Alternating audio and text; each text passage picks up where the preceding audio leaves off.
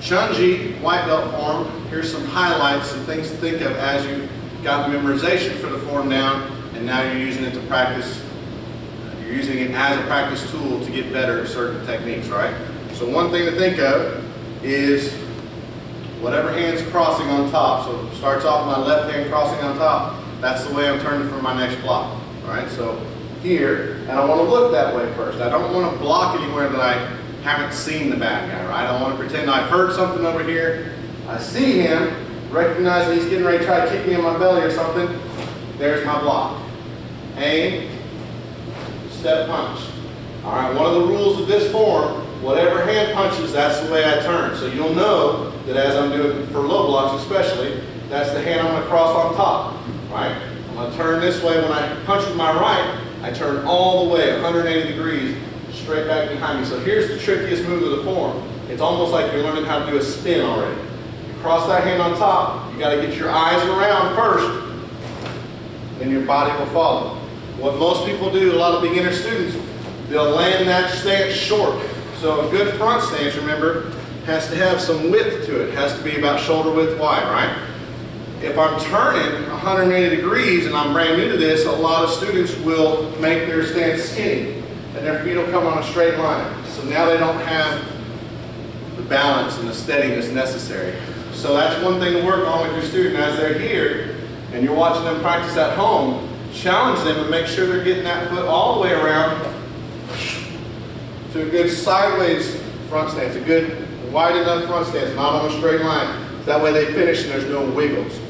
All right, white belt, a beginner student, I know we're giving them pretty simple moves, but this is a time to start working on things like self-control, which as I'm using a form as a practice tool to get better at it, means that I want to learn how to control my body and tell it where to land and when. So I want to be able to have enough balance and control over my body to not go and fall into it. But turn, land in that block, steady, no extra wiggles afterwards. Keep going from there. You got a step punch. Same rule applies. I punch to my left, I turn to my left. So when I'm turning to my left in this form, it's only halfway turn. It's only 90 degrees, right? And because I'm still doing low blocks, that hand's crossing on top. Aim, step punch. I punch to my right, turn it all the way to my right again. And this is the fourth low block I'm throwing, so hand crossing on top for low blocks. Turn, low, aim, step punch. That finishes the first half. The second half starts with a middle block, and when you're crossing for a middle block, whatever hand's doing the block crosses on bottom. Both hands point palm down.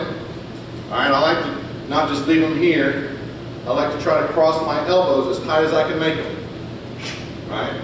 And the fist ends up facing me, not in too close. I don't want to block this person out their hand got that close to me. I want to block it before it gets that close to me. So I want to block it out here. The way I normally generally describe it is one of 90-degree angle parents, if you can kind of help explain that to your kids. 90-degree angle in your elbow. And so what that does then, it makes my top of my fist knuckles about eye level. I want to be able to see just right over it. Okay, I don't want it blocking my view of the bad guy. I want to still be able to see him, but I want to see him just right over the level of my knuckles. So that's how it helps me figure out where to put that elbow. Okay? So here we are at the end of the first half. I'm going to turn to my left, I punch to my left, cross, left hand on bottom, middle, back stance. 3 foot lengths long, right? 1, 2, 3. Both knees bent, and most of your weight on that back leg. So this is another kind of almost advanced-ish kind of thing for them to be thinking about at white belt level. But if we've got an older student that it's quick enough to be able to get this on top of all the other things they're learning, then try to help them with this. Most people won't get this. They'll throw their weight onto that front foot, and you'll hear almost a stomp when they land. Okay, that's them falling into the move instead of them twisting into the move and keeping their weight over their back foot. That's one thing I really would like to see people start working on as they're learning this form. Then it's the same rules as before. That hand to block is my aiming hand, step punch. Punch with my right hand, I turn 180 degrees to my right.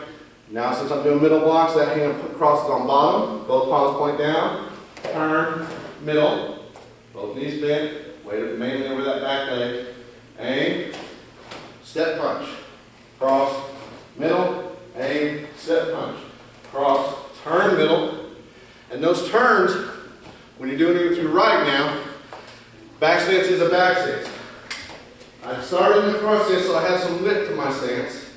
As I'm turning, I can do this with my feet being on a straight line. That's what I want in the back stance. But it's doing it without making that stomping sound again, making it sound like they're falling into that stance. That's what I'm looking for. If they can think of that level, then it's their body that's twisting them into that stance more than them falling forward into it, right?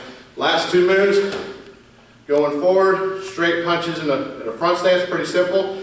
All the punches in this form should be aimed right at the middle of your student's chest. I see a lot of beginners, they'll focus that hand straight out from their shoulder, but that's not the target. I'm not shooting to punch my opponent in his shoulder, his arm.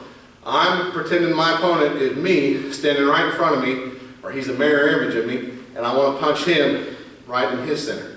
Right? And the same thing as I'm stepping backwards, those same two punches, all the punches in this form, will go right there in the middle of that chest. Those are the biggest things to highlight. And if you're a more advanced student, maybe a brown belt or higher that's coming back to these forms as something that they're going to have to do for testing, and you're reviewing it and trying to think at a higher level, then you're going to want to get your hips into it. You're going to want to think about your hand and foot landing at the same time, not 1, 2, and not 1, 2, but same time. All right, you're going to want to think, relax, explode. It looks too tense and you'll lose too much power if everything's,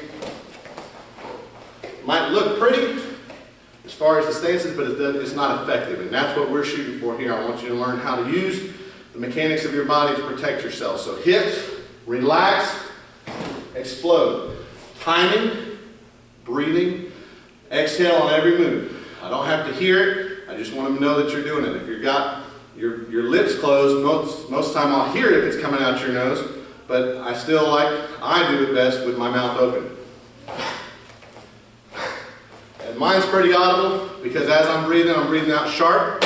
I'm exhaling and I'm flexing my tummy muscles. So just in case I miss that block, I've got a second backup plan here to help protect me. Or if I'm doing that punch, I'm breathing out to put my power, all of my body's energy and power into that punch, into that one move. So I'll exhale at the same time of that punch. Last thing to think about as you're doing this form, even beginners, maybe 10, 11-year-olds or on higher, I see I challenge them on this as they're learning, even at the beginning white belt level. Things to remember, if you're coming from a block and you're doing the punch, don't let your hand and your foot move at the same speed. You want them to finish the move at the same time, yes. But my foot can move out there and be almost all the way there, and my hand still needs to be back here. This is my bullet that I'm going to fire straight into that opponent, right? I don't want to let it go slow, because although that may end pretty and look fine, right, it's not powerful, it's not effective. So if I'm coming from a block, this hand here is going to stay back here and it's loaded up to the last second. Right when that foot just about touches ground is when I'll fire that one out, okay? So that's another thing to think about. Don't let your hands and feet move same speed, because while that is learning the moves, that's fine.